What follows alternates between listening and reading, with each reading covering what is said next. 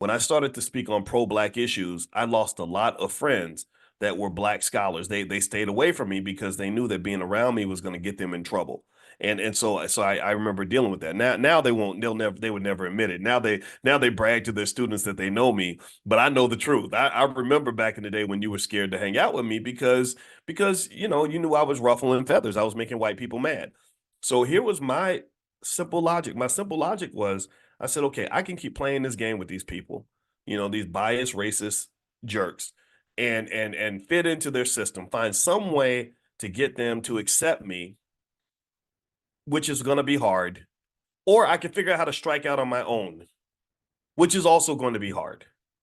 Both options were brutally painful.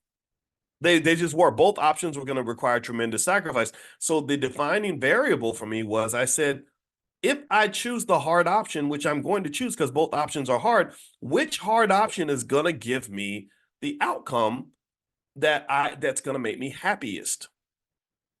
Because I knew I said, okay, so in universities, you pretty much have to play the game and kiss butts so you can get this thing called tenure.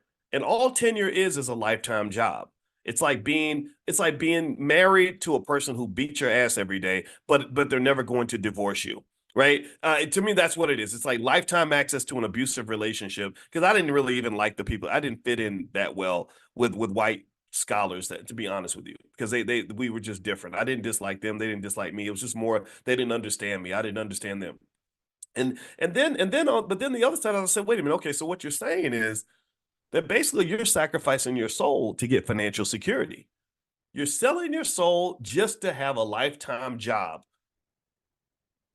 Are you kidding me? That's like telling me if you climb Mount Everest, I'm gonna give you $100. Why the hell would I want to climb Mount Everest for $100? You better make me rich for the next 10,000 years. I'm not doing it for $100. That's how I felt. I remember thinking I said, gosh, the reward isn't even that great. So, because what you're really just talking about is financial security. And remember, I told you all the secret to wealth, success, and everything else in America. It's not a good job. It's not a college degree. It's a capital base. Because if you have a capital base, you have financial security. What does that mean? That means that if I need something, I can get it. Do y'all follow me? It means if I'm hungry, I can eat. If I'm thirsty, I can drink. If the bills got to get paid, I can pay the bills when they're due. If I got that, I'm straight. I'm good. You can't tell me nothing. Like that song, Kanye had a song where he said, la, la, la, la, wait till I get my money right. La, remember that? La, la, la, can't nobody tell me nothing. Right? So really, if you get your money right, can't nobody really tell you nothing like that. Like you have a type of freedom that a lot of people only dream about. So I said, okay, I get it now.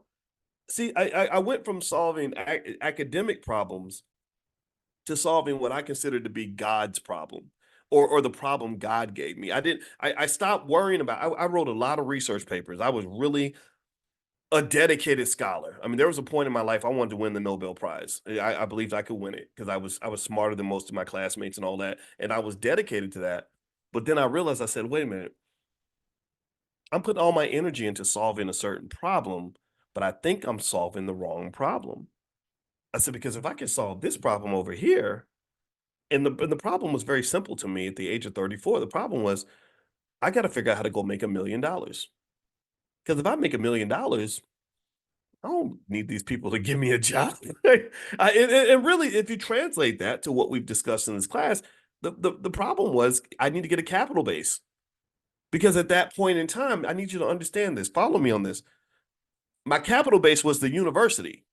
The university was my capital base. That's what happens. We come out, it's like if you go out in the world and you ain't got no legs, somebody's got to give you some artificial legs. If you ain't got no ride, somebody's got to give you a ride, right? But if you own a car, then you don't need a ride. If you've got real legs, then you don't need artificial legs. So my artificial legs was the university. That they were giving me a ride. They were taking care of me. They gave me my capital base. Why? Because it's a big university. It's got probably $3 billion endowment, maybe more. I have no idea. But they got billions of dollars in this big capital base, and they use that capital base to pay people to do work. So that was my capital base. And I said, I gotta get my own capital base. So that became my obsession. My obsession was I got to figure out how to make $1 million so I could tell these people to kiss my whole entire ass. That was my thinking. That was literally my thinking. And I said, if you're so smart and you're supposed to have this whole PhD, you should be able to solve that problem. And I did. And once I did, it was an interesting experience because I realized how I'd been so psychologically trapped as a black man because everything that I thought about in terms of how I saw the world and how I viewed myself was always through the lens of whiteness. I spent a lot of time in life worried about what white people thought or being mad about what white people did or thinking about what white people are going to do next. And once I was disconnected and liberated and genuinely comfortable with my situation, I wasn't even mad at them anymore. It was like, I saw this video once where this guy was explaining what happened when he died. He said that he was really scared when he was dying and then he died. And you ever hear people talk about stories like that? He said, once I died, I just felt free.